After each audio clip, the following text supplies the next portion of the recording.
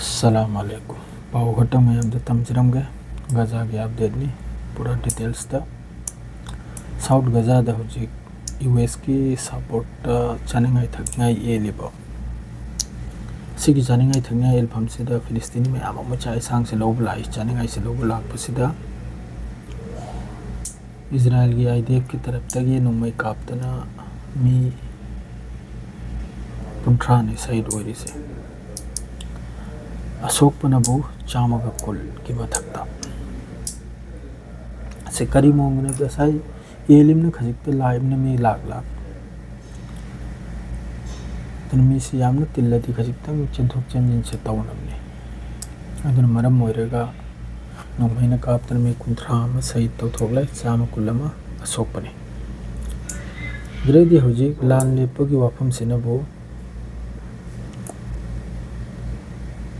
Hamas की तरफ तक ये हाई खरे मखोइन करेनो पामी साहिब से मखोइन हाई से निमित हुमफूनी की सेसफायर सिदा मी तरामा अहिंग बथादोकपा अदरैदी मी त्राने पालमा असी भागसा हमास ना हाई से मी तरामा अहिंग बा त्राने पालमना असी भागसा असी की मनुंगदा मखाताना लान से पूरा लेपो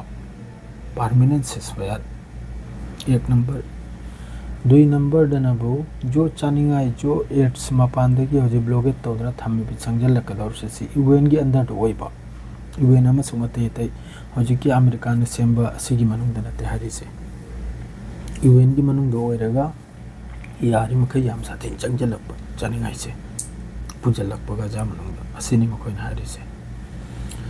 सोमदना मुक्का ngarang सऊदी अरब की रमल्ला वेस्ट बैंक दा सऊदी की फॉरेन मिनिस्टर मदर जॉर्डन दुबई कतर सिमही सिगी चक्कन है दो इजराइल ने रिजेक्ट और अगले करी वेस्ट बैंक देसो इजराइल की कंट्रोल ले अदुन होजे मखोइ से जॉर्डन दा लेन ओइखरा जॉर्डन दा हारिबा मखै से की फॉरेन मिनिस्टर मखै लेन ओइदन होजे गजा मनुंग दा लान तौरिबा अदरेदी चानंगाई थकने थिंजनना थम्मिबा असिगी मरमदे याम कन्ना नै नरियाबा अदुन मिडिल ईस्ट होजे मोंग अमदा लागला अदु सिगी मीटिंग से रमल्ला दा वेस्ट बैंक की रमल्ला दा फंबगी तौरम बनाब अदु अहमदगी रिजेक्ट तौरमनिना इजराइल की तरफ से रिजेक्ट तौरमनिना होजे जॉर्डन दा मासिगी मिफम से एक थुंगी दन मासी चत्थरी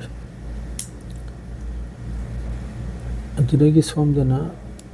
ईरान ना लोटना मफम अहुमदा न्यूक्लियर अखोइगी न्यूक्लियर साबगी यूरेनियम से असी सेमदोक सादोकलंबगी पाव अमा असिना कनानन पीरी सेदा आईएईए हाइना मखोइगी न्यूक्लियर की अखोइगी थिंग बखोतपगी मादरेदी असिगी सर्च तौबगी कनमम लेबा असिना मासिगी रिपोर्ट से पीरना लोटना मफम अहुमदा न्यूक्लियर की थौरांग लागलंबगी ईरान के मथकता मखोइने थांगलिसे वफम से असिना मरम ओइरगा हौजिक मखोइने हाइरी ईरान की मखुत्ता कम से कम न्यूक्लियर साबगी मप्पल एटॉमिक बॉम्ब मप्पल साबगी यूरेनियम लैसिनी हौजिकी आईएईए ना हाइरी से मप्पल साबगी असिगी वफम से ताबदगी इजराइल अमसुंग ईरान की नक्चल बसे लान की मरमदा खोंग चाउजल बसे याम साथीने हेंजल खरा सिना जैसा एनी टाइम द ईरान अमसुंग इजराइल न्यूक्लियर साइड वगैरह ईरान मनुंग वगैरह लान तौखिबगी चांस ले 100% से अदु खक्तनी नहीं की पाव से दोजे फिफम से याम साथीना ईरान अमसुंग इजराइल दे याम साथीने होजे फिफम से वयुंग चादरे करेगा दिसी की रिपोर्ट से थोड़पै मतुंग द न्यूक्लियर बॉम्ब मप्पल साबगी यूरेनियम माउंड लै हाइना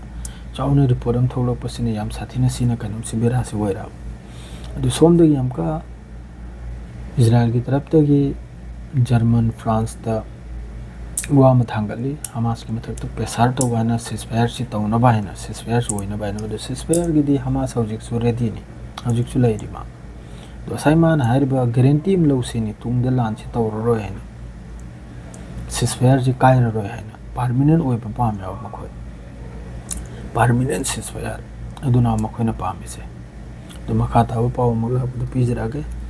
हौजिकी से फौखक्तनी अदुम मते मते तौरगा अदुम पिरक्के मयामदा अदु यारे मखै